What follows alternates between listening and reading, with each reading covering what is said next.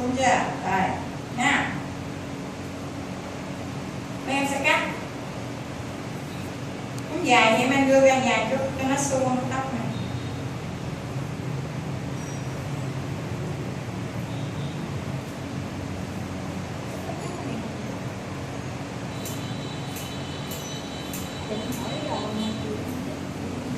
Một kéo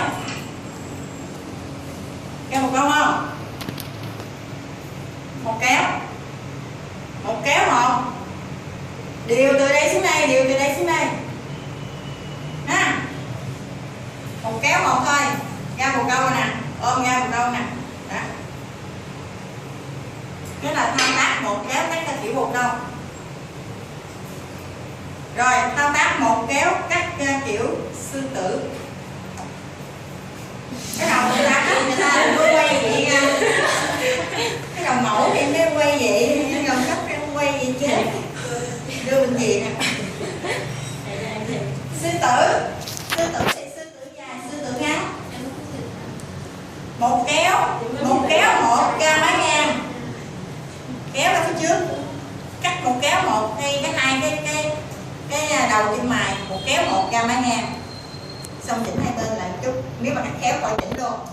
Một kéo một ra một câu và một kéo một ra sư tử. Đây em túm lại cô.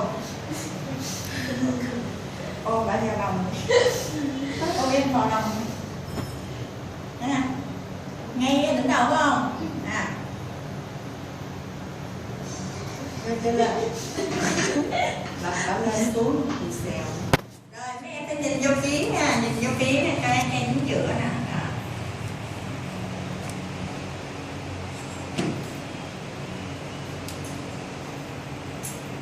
Bồ câu ngắn, bồ câu dài đều cắt được vậy hết.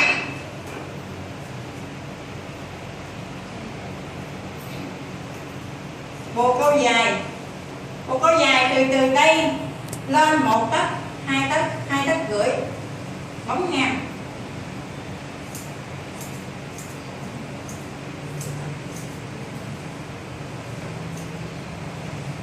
Ha, bồ câu dài bỏ ra.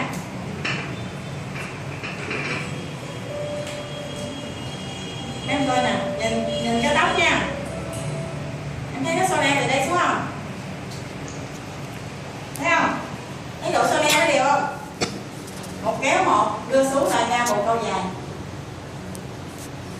Còn nếu bồ câu ngắn thì mình vẫn cắt chị mà mình chừa lại ngắn. Tùy theo ta. Chỉ cần một kéo một thôi là nó sẽ so đen từ trên đỉnh đầu xuống. Thì bồ câu là nó ở chia xin lỗi sư tử thì uống nó mới xông lên tới trên. Người nào muốn uống xông từ đỉnh đầu xuống cái ngọn luôn, xong đều rồi lộn đều hết là mình phải cắt sư tử. Cắt một kéo một thôi, cắt một kéo một, dài hay ngắn, chừa lại dài hay ngắn tùy theo người ta thích dài hay ngắn.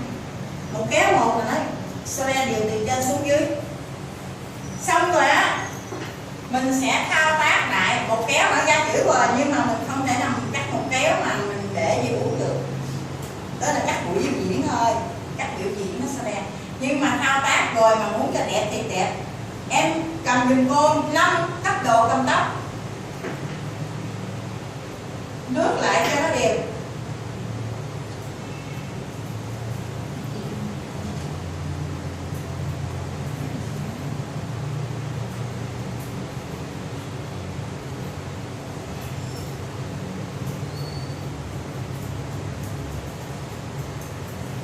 Từ phải qua trái mình cầm 5 cấp độ, nước đều lên hết. Nếu tóc nào quá dày thì em cầm cấp độ này em lướt xong em có thể zig zag từ trong ra mỗi một cấp độ vậy đó, lướt xong em zig zag nó rồi lướt đều xong zig zag nó trên đỉnh đầu. Xong đầu thì mình zig zag bằng cách mình bấm kéo xuống từ phải qua trái. Như vậy là hoàn tất cái tóc là sư tử buông mà uống xong tới đỉnh đầu, uống lên là xong đẹp luôn. Còn nếu người nào muốn xoăn nhiều nữa, hỏi xoăn ít xoăn nhiều, xoăn ít là mình không cần lấy tóc, cắt vậy là nó xoăn ngay ngọn thôi mà. Còn nếu mà ta muốn quăng nhiều, sư tử quăng nhiều thì bắt buộc mình phải thao tác làm gì nữa? Lấy tóc. Đúng. Nếu mà muốn quăng nhiều, cái thao tác sư tử là nó đã uống lên là nó đã gọn đều từ trên xuống dưới rồi, nhưng mà người ta xông về vừa thì mình uống cái to nó xông gọn đều lắm. Nhưng mà nếu mà ta muốn xông nhiều thì mình phải lấy thao tác lấy tóc thêm nữa để cho độ xông nó cao một chút, nó sâu vô một chút, hiểu không? Rồi dạy chiếc lá sư tử là uống dũi, tin, uống lạnh, xử lý sự cố. Còn gì nữa không? Tóc dài còn nào nữa nói thêm không? Muốn học gì nữa?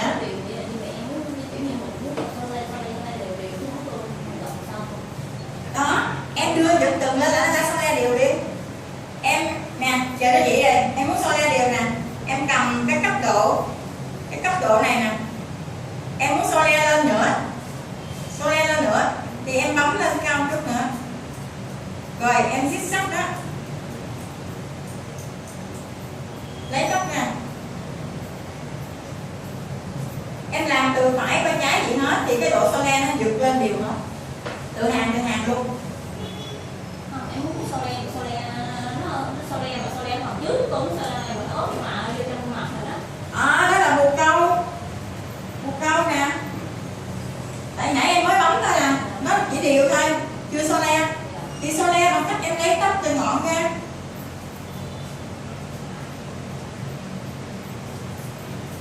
Em thao tác lấy tóc đó. Lấy tóc là mình chỗ cắt, chỗ bỏ, chỗ cắt, chỗ giữ nha. Phần đó cái kéo bằng găng không ạ? Em kéo găng thì không đẹp bằng em lấy tóc đâu. Em lấy tóc chỉ cái độ xoay le nó bò vô á, cái chảy ra nó rất là đẹp. Nó đẹp hơn em găng nhiều lắm, găng là chỉ sử dụng cần thiết lắm mình mới xài cái găng. Còn bình thường tóc vừa mình không có xài cái găng, mình sử dụng cái thao tác zig-zag. Mình thao tác zig-zag đó là em thấy không, hồi nãy chưa ôm, cô zig-zag mấy kéo là nó ôm liền. Zig-zag từ ở trong ra chứ không có làm ngoài vô thì không ôm nha. Em muốn ôm một câu là em phải zig-zag ở trong ra nè, trong ra gì nè, theo cái chiều của nó.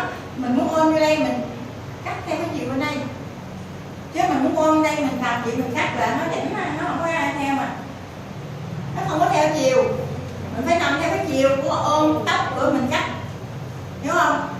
Nè, mình đưa muốn ôm đây mình cắt đây, còn muốn bên đây ôm thì mình sẽ cắt, đưa qua về mình cắt ôm bên đây theo cái chiều này, thấy không? Nó theo cái chiều tóc của nó mới ôm vô được. Mình cắt bên chiều là nó sẽ bị đá ngọn mà nó không có dặn, không có. Rồi mình bỏ hai bên, mình sẽ coi coi nó ôm đều chưa, chỗ nào chưa đều, chỗ nào chưa có xoay le, chưa có ôm được đều thì mình cầm lên mình zig-zag tiếp, chỗ nào dày mình zig-zag tiếp. Cái thao tác zig-zag từ ở trong ra nó rất là đẹp, nó làm cái ngọn mỏng mà mỏng rất là đều. Còn mình thao tác bằng kéo găng đó, khi nào cần thiết lắm, tóc dày lắm mình mới xài tới nha, tóc dày lắm mình mới xài tới kéo găng. Còn thôi đừng xài kéo cắt thường chút, nó sẽ đẹp tóc hơn. Rồi còn gì hỏi nữa không?